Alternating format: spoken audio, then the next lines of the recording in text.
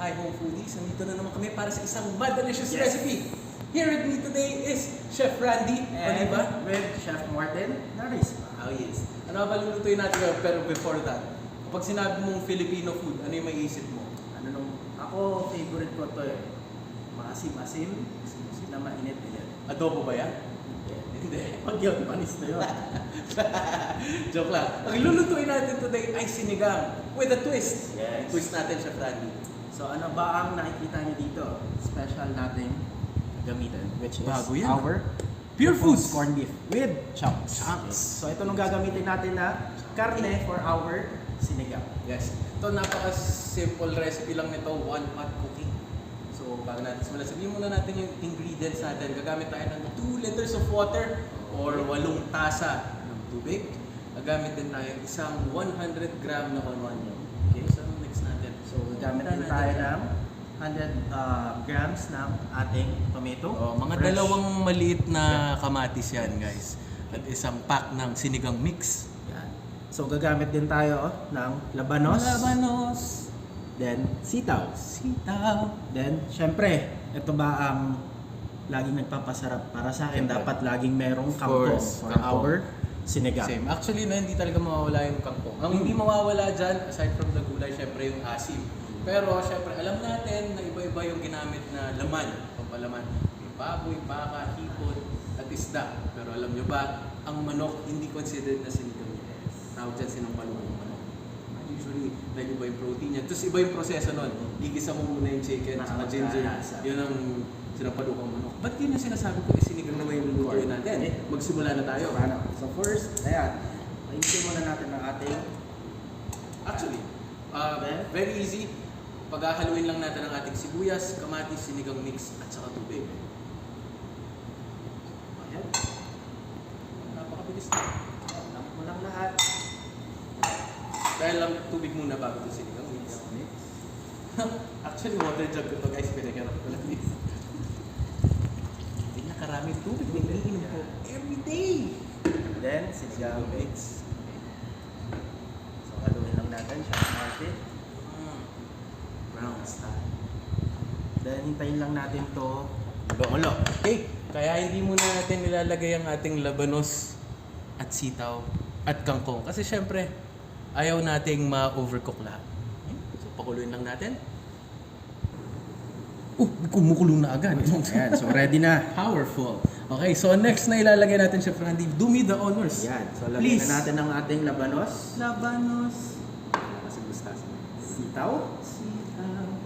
And So, syempre, bago natin ilagay yung ating PUREFOODS corned beef with chunks, gusto ko pakita muna sa inyo yung loob. Pero, antayin natin maging tender ang ating labanos at sitaw. Sandali lang yun. Wala pang ilang minuto since ang pagkaka-slice naman natin manipis. Sa ang gusto natin sa gulay nung may bite pa yan. Ayaw Bite natin yan. nung malambot na. O, diba ito mo? Kaya ayaw na rin natin lutuin ng matagal to kapag ganyan na yung kulay. Bright green. Okay. Yan ang perfect na cooking. Yung protein naman natin, Chef Randy, fully cooked na, di ba? So ito na ang ating PUREFOODS corned beef. So, lagyan what's na natin. next? Okay? Kutsarahin natin. Wooden kutsara. Ayan, makikita nyo Kutsarang kahoy.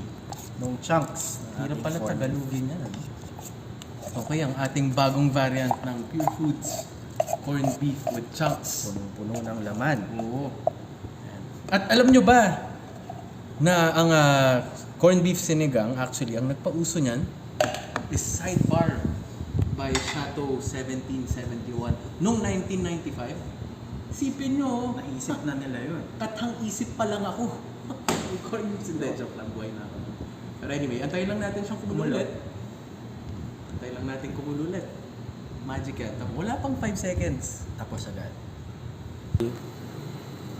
Oh, di ba? Wala Okay. pang 5 seconds, kumulo na agad. Kumulo na. Ngayon, last step for very quick and easy sinigang na corned beef. Siyempre ako gusto ko ilagay ito off heat. Patayin ko muna. And then, lagay ng kangkong. So, mangyayari dyan, actually, usually ginagawa ko, tatakpan ko, tapos yung steam yun na yung magluluto. Pero pwede rin naman, para mas mabilis, all you have to do is really mix it. Haluin mo lang. So, yung from boiling naman to galing sa kulo. Kaya, Ngayon pa lang nakakambay ko na, Chef Diba? Martin. Asim Corned tea. beef and Itong asim ng classic ating Filipino sinigang. dish na to. Very sour, very refreshing. Kaya nga lang, ang sourness hindi natin hinahanap sa nilaga. Kasi pag yun nilaga, Boom, panis. panis na yun. Pag umasim Okay, ang so yan ang ating sinigang na corned beef. Okay. Nice joke! Believe it. Ayan. Sabaw. So makikita nyo, actually, doon mo rin makikita yung maganda yung pagkakaluto ng gulay. So bright Earthy. green. Yan. Bright green. Siyempre yung chunks ng corned beef.